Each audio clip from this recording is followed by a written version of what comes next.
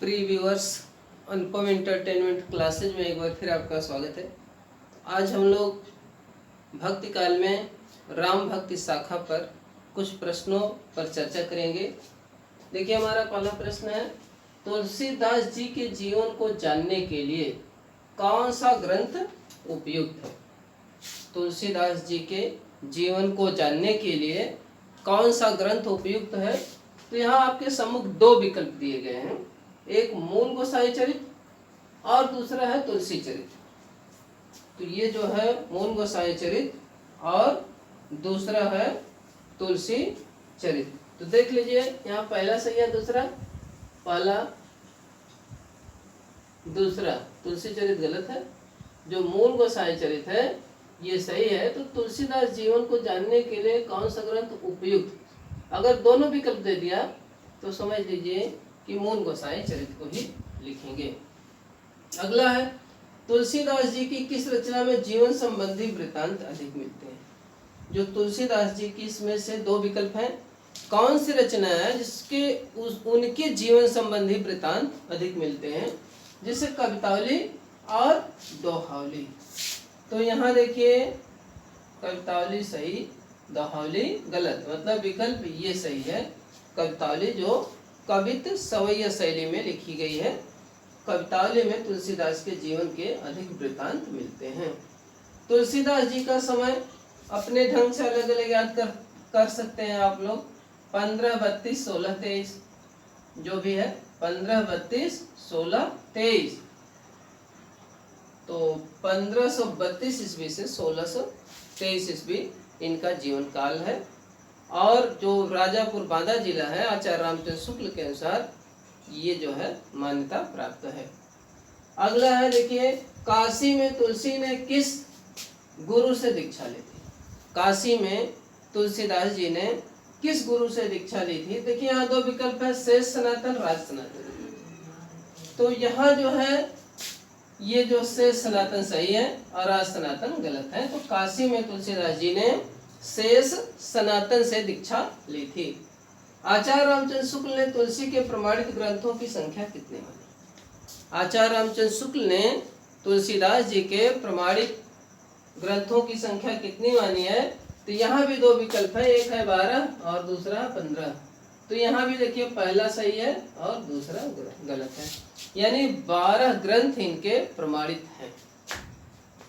अगला है, तुलसी के समकालीन, इसमें देखिए है 4 विकल्प आप लोगों के सम्मुख, सूरदास, रहीमदास, नंददास, सभी। तो तुलसीदास के समकालीन ये सूरदास जी भी हैं, रहीमदास जी भी हैं, नंददास जी भी हैं, सही। तो सभी इसमें सही है, डी वाला सही है, जो कि तुलसीदास के समकालीन थे। बरवा रामायण की रचना तुलसी ने किसके आग्रह पर की? रहीम या मीरा? बरवा रामायण की रचना, देखिए, बरवा रामायण तुलसीदास जी का, बरवा नायिका भेद रहीम का। तो बरवा रामायण की रचना तुलसी ने किसके आग्रह पर की? तो रहीम और मीरा। देखिए, यहाँ पहला सही है और दूसरा गलत है, मतलब रहीम के आग्रह पर की। 8वां प्रश्न है, तुलसी गीतावली किस कवि की रचना से प्रभावित है? सूर या रहीम? तुलसी गीतावली किस कवि की रचना से प्रभावित है? पहला विकल्प है सूर और दूसरा है रहीम। तो तुलसी गीतावली भी सूरदास की रचना से प्रभावित है। हनुमान बाहुक के रचयिता कौन है? हनुमान बाहुक के रचयिता है तुलसीदास। ये हनुमान बाहुक बाहु पीड़ा से मुक्ति के लिए इसकी रचना तुलसीदास जी ने की थी। रामचंद्रिका के लेखक हैं, रामचंद्रिका के लिखने वाले हैं केशवदास जी हैं। रामचंद्रिका के रचयिता, रामचंद्रिका के रचयिता केशवदास जी हैं, क्योंकि रामचंद्रिका एक महाकाव्य है और इसे छंदों का अजायब घर कहा जाता है। ऐसा माना जाता है कि जो केशवदास जी हैं, इन्होंने रामचंद्रिका की रचना ये रामचरितमानस की प्रतिस्पर्धा में की थी, अपने प्रसिद्धि के लिए भी की थी। और जो भी है, इनको जो है छंदों का अजायब घर कहा जाता है। किसे? रामचंद्रिका को, क्योंकि इसमें विविध छंदों का प्रयोग हुआ है। देखिए, हमारा अगला प्रश्न है, जो भक्ति मार्ग यानी भक्ति का जो मार्ग पहले देव जातियों के लिए था वह सबके लिए किसने खोला। भक्ति का जो मार्ग पहले देव जातियों के लिए था वह सबके लिए किसने खोला, तो उसका उत्तर है रामानंद। रामानंद जी ने भक्ति का मार्ग जो है सबके लिए खोला और उत्तर भारत में भक्ति मार्ग को, खास करके राम भक्ति को प्रचलित करने का श्रेय रामानंद जी को। रामावत संप्रदाय का प्रवर्तक या रामावत संप्रदाय का प्रवर्तन किसने किया, जैसा नाम से ही स्पष्ट है कि रामावत तो रामानंद, इतना ही जान लीजिए। तो रामावत संप्रदाय का प्रवर्तक रामानंद।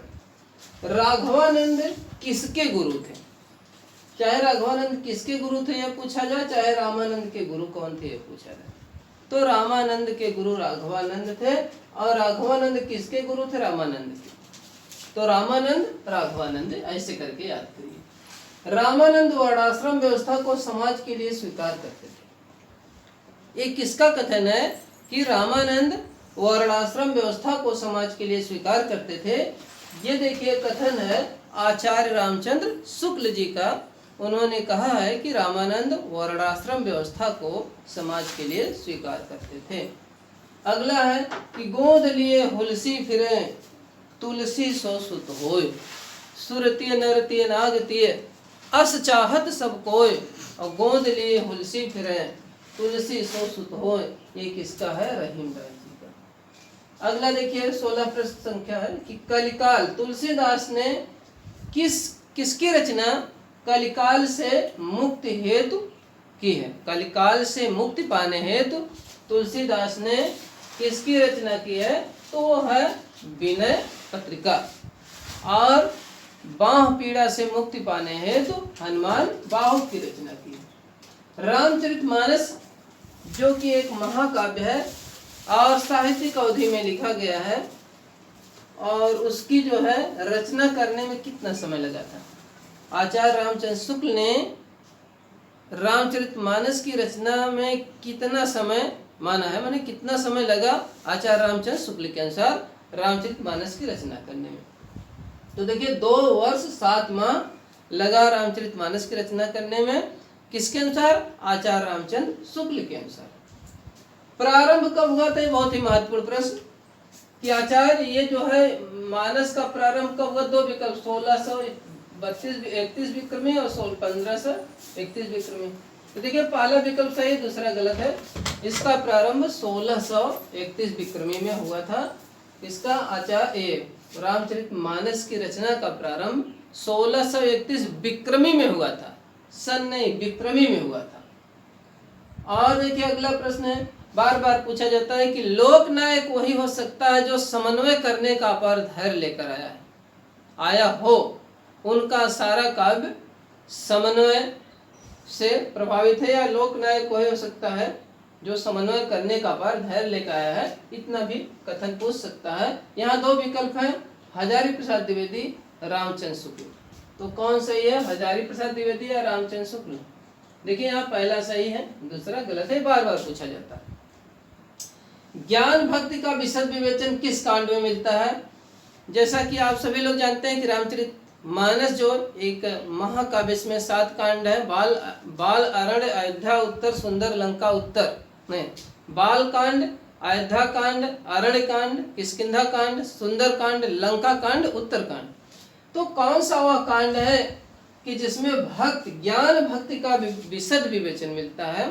तो ज्ञान भक्ति का विशद विवेचन उत्तर कांड में मिलता है। सूरदास की रचना में संस्कृत के कोमल कांत पदावली और अनुप्रासों की छटा नहीं है। यहाँ 2 विकल्प हैं, आचार्य रामचंद्र शुक्ल और हजारी प्रसाद द्विवेदी। तो इसमें कौन सही होगा, इसमें भी पहला विकल्प सही है। आचार्य रामचंद्र शुक्ल ने कहा है कि सूरदास की रचना में संस्कृत के कोमल कांत पदावली और अनुप्रासों की छटा नहीं है। दूल्हा राम सिय दुल्ही रे, यह जो है कहाँ से लिया गया है और किसकी पंक्तियां, दूल्हा राम सिय दुल्ही रे।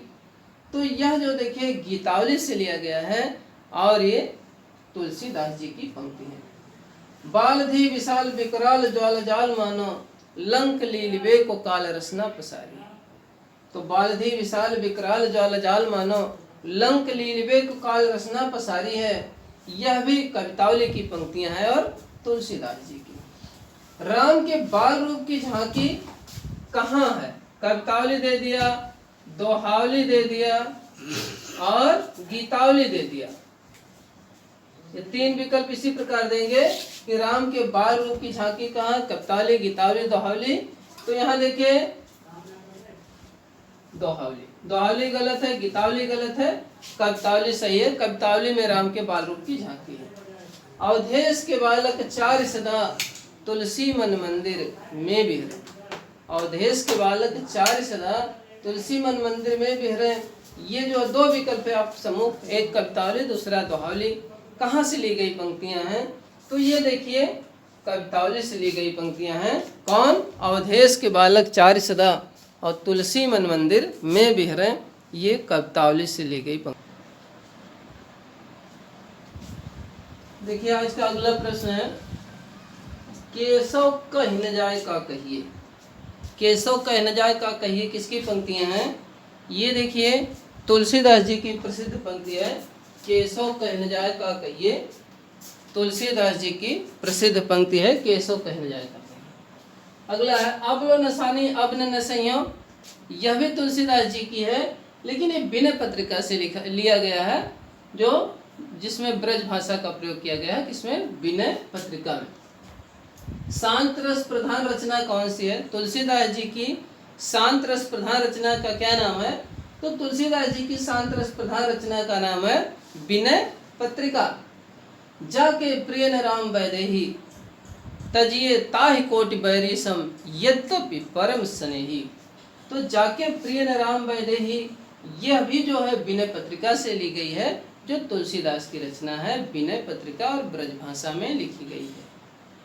अगला है, तुलसी की भक्ति किस प्रकार की है? मान लीजिए यहाँ दे दिया दास्य भाव, सख्य भाव और माधुर्य भाव। ये तीन भाव दे दिया, तो तुलसी की भक्ति किस प्रकार की है, तो कौन सा लगाएंगे? तो वहां आप लोगों को लगाना है दास्य भाव। लेकिन वही पूछ दिया सूर की भक्ति किस प्रकार की है, तो सासे सूर सासे सख्य भाव की। मीरा की भक्ति किस प्रकार की है? माधुर्य भाव की। तो मीरा माधुर्य, तुलसीदास सूर सख्य। तुलसीदास जी का दार्शनिक मत कैसा है? तो तुलसीदास का दार्शनिक मत है विशिष्टा द्वैतवाद। शंकराचार्य का अद्वैतवाद, रामानुजाचार्य का विशिष्टा द्वैतवाद, मध्वाचार्य का द्वैतवाद, निम्बार्काचार्य का द्वैतवाद। इस प्रकार रामचरितमानस का महत्व, जो आज रामचरितमानस का महत्व है वह किस लिए है? तो रामचरितमानस का महत्व जो आज है उसका जीवन मूल्यों के कारण है। रामचरितमानस का महत्व जीवन मूल्यों के कारण है। दाम्पत्य मूलक उपासना, मैंने राम भक्ति में दाम्पत्य मूलक उपासना जो है किस कवि ने की? तो राम भक्ति में दाम्पत्य मूलक उपासना रामचरण दास ने की। रामचरण दास ने, बैठा 2 मिनट तो। दाम्पत्य मूलक उपासना रामचरण दास ने की। किसने? राम भक्ति शाखा के अंतर्गत राम, भगवान राम की दाम्पत्य मूलक उपासना रामचरण दास ने की। भक्तमाल किसकी रचना है? तो भक्तमाल नाभादास जी की रचना है। किसकी रचना है? नाभादास जी की रचना है। भक्तमाल जो है नाभादास जी की रचना है। भक्तमाल देखिए, भक्तमाल नाभादास जी का। अगला है रामचरितमानस का प्रारंभ कहाँ हुआ था? तो यहाँ पर 2 विकल्प आपके सम्मुख दिए गए हैं, पहला अयोध्या, दूसरा काशी। रामचरितमानस का प्रारंभ कहाँ हुआ था? अर्थात रामचरितमानस को तुलसीदास जी ने कहाँ लिखना प्रारंभ किया था? तो पहला अयोध्या, दूसरा काशी, तीसरा मथुरा दे सकता है, चौथा जो है मान लीजिए दे दिया कि लखनऊ दे दिया। तो आप पहला अयोध्या, दूसरा काशी। काशी गलत है, अयोध्या को सही लगाएंगे। अयोध्या में लिखना प्रारंभ किया रामचरितमानस को तुलसीदास जी ने। बैरागी दल का गठन किसने किया? यहाँ भी 2 विकल्प है, रामानंद और राघवानंद। तो बैरागी दल का गठन ये जो राघवानंद जी है गलत है, रामानंद ने रामाव संप्रदाय की भी रचना की, बैरागी दल का भी गठन किया है, रामार्चन पद्धति के भी हैं ये जो है, और हनुमान जी की आरती के भी है रामानंद। हिंदी साहित्य का स्वर्ण युग किस काल को कहा जाता है? भक्ति काल, रीत काल, आधुनिक काल। तो हिंदी साहित्य का स्वर्ण युग भक्ति काल को कहा जाता है। हिंदी साहित्य का स्वर्ण युग भक्ति काल को कहा जाता है। जानकी जी की सखी बनकर रचना करने वाले राम भक्त कवि का नाम। जानकी जी की सखी बनकर रचना करने वाले राम भक्त कवि हैं, उनका नाम है अग्रदास। ये जानकी जी की सखी बनकर राम भक्त काव्य की रचना करते थे। तुलसी की मान्यताएं किस संप्रदाय से मिलती हैं? तो तुलसी की मान्यताएं श्री संप्रदाय से मिलती हैं। तुलसी की मान्यताएं। तुलसी को मुगल काल का सबसे बड़ा व्यक्ति किसने माना? तुलसी को मुगल काल का सबसे बड़ा व्यक्ति किसने माना? तो तुलसी को मान लीजिए यहाँ स्मिथ है और ग्रियर्सन है, तो तुलसी को मुगल काल का सबसे बड़ा व्यक्ति, पहला विकल्प सही है, स्मिथ ने माना तुलसी को मुगल काल का सबसे बड़ा व्यक्ति। महात्मा बुद्ध के बाद भारत के सबसे बड़े लोकनायक तुलसी थे, तो यह किसका कथन है? स्मिथ का कि ग्रियर्सन का? यह ग्रियर्सन का कथन है। क्या महात्मा बुद्ध के बाद भारत के सबसे बड़े लोकनायक तुलसी थे? ये ग्रियर्सन का कथन है। ईश्वरीय प्रेम को भक्ति किसने माना? तो ईश्वरीय प्रेम को भक्ति नारद ने माना है। तो चैनल को लाइक और सब्सक्राइब अवश्य करें। बहुत बहुत धन्यवाद।